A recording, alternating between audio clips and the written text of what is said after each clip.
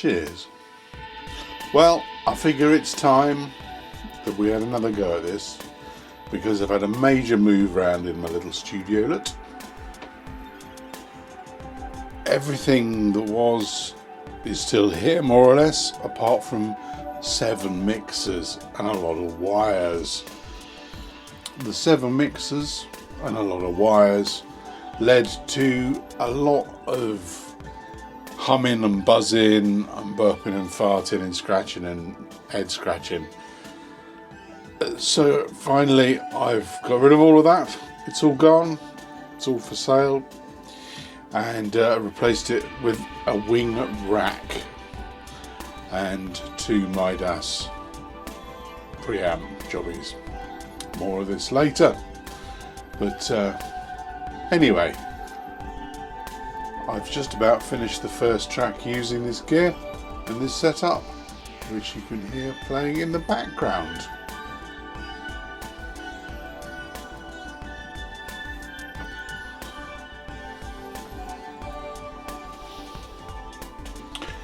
So a little guided tour of what is where. Well, right in the centre of things we have the wing. The other most important piece of gear is the Akai MPC-1, which handles all the sequencing, and everything else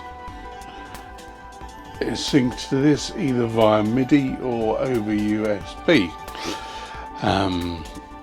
So on this side of the world we have a bit of modular and semi-modular stuff. This is an Atomo synth, which comes from Peru, which is like so it's just a mono synth with a sequencer in it, but it sounds really good. And then there's a bit of a 110 music world over here with a lemon drop and the red one, the name of which escapes me, but it's basically a wavetable synth. And then 1010 music, again black box sampler. Then moving around this way somewhat, there's a Zoya, which is a effects machine. Up here there are more effects. There are 2 separate loops, all 3 of which are fed from outputs from the wing and fed back in as just as an ordinary channel. So, and miraculously none of it buzzes or hums. The effects, all because you have a gate on each channel, the effects, when they're not making any noise effect, have a gate to shut the noise down, because they do make a bit of noise. They're guitar pedals and not perfect in that respect. And moving further around this way we have drum machines and synths. Down here are my guitar pedals, but that's a separate issue. There's no guitar in this track, so we need not worry about that.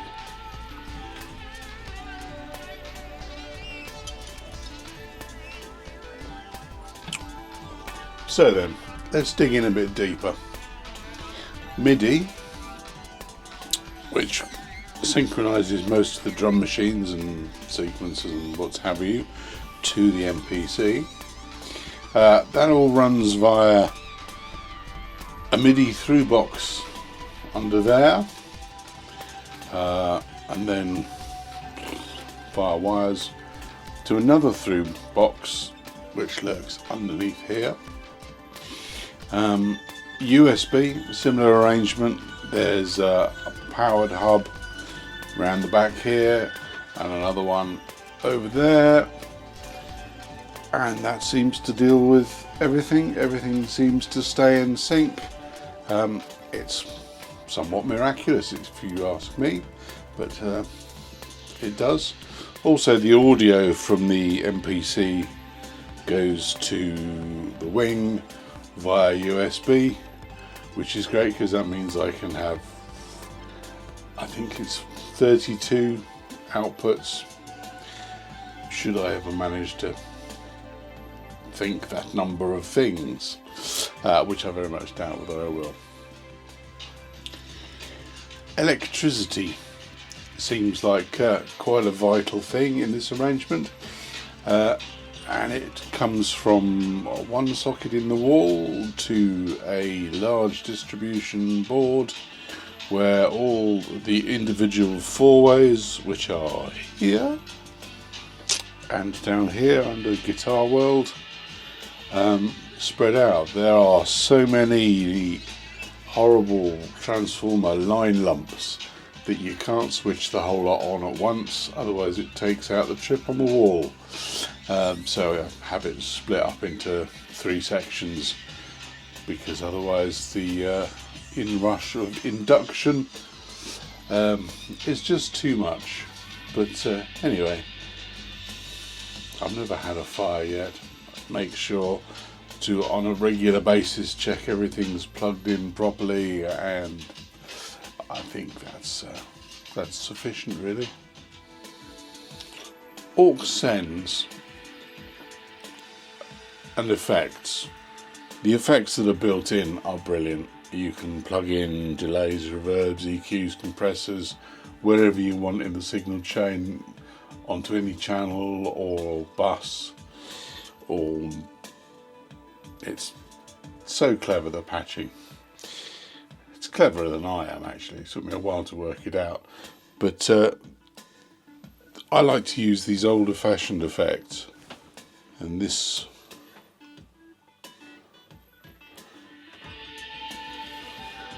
gives me a bit more control by just twiddling a knob in the old fashioned way.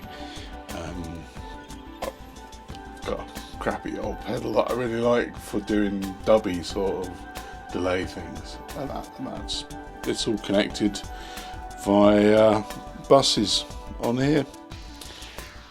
The next and most important part of the arrangement I worked out on paper before I actually plugged anything in, because I knew that if I just came at it with wires everywhere, I'd end up in the same mess and the same hums and buzzing as I had previously.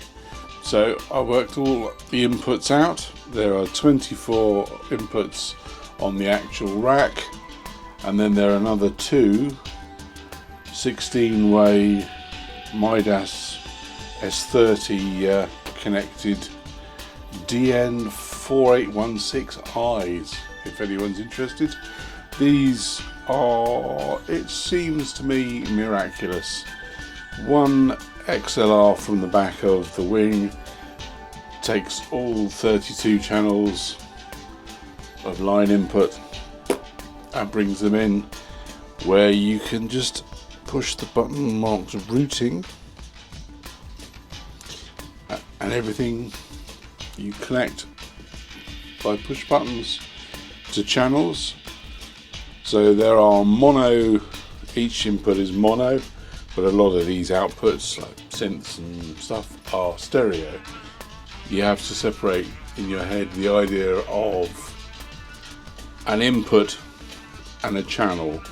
So an input is the physical whole and is mono, but a channel can be stereo. So that's very handy, which means that I've used, how many have I used? I've used 34 altogether. 34 channels, that is, which includes the USB audio. I can also then record onto a USB stick that plugs into the front of the Beastie, the rack Beastie, and so I can just record the stereo mix, or in fact the 4-track mix if I want to, straight onto the USB stick, which is great, because then I can take that away and do whatever I want to it in software, compile CDs and such like. Very clever. It's all very clever. Unlike me. Another thing with inputs is that I have a couple of nice analog preamps which I like to use, and they're also routed via the Wing, and I record those on the MPC. Things like bass, I like playing bass. I'm dreadful at playing bass, but I really do like playing it. And the TLA Audio 5051 preamp is very good for that, and also the guitar, when I play guitar very badly, also goes via my pedals. I do like a pedal, and via that straight into the 1010 sampler, so that's then I can loop the guitar, or sometimes I'll then transfer from the 1010 into the MPC to make it easier to trigger or whatever. If by any chance you have enjoyed this video production of mine, please like and subscribe, and hopefully we'll see each other again. So, cheers, and I hope you found that interesting or useful or pitiful, perhaps, I don't know. The pineapple is still very much with me, so I think enough said, really. I'll just bugger off now. Here's a bit of my latest tune.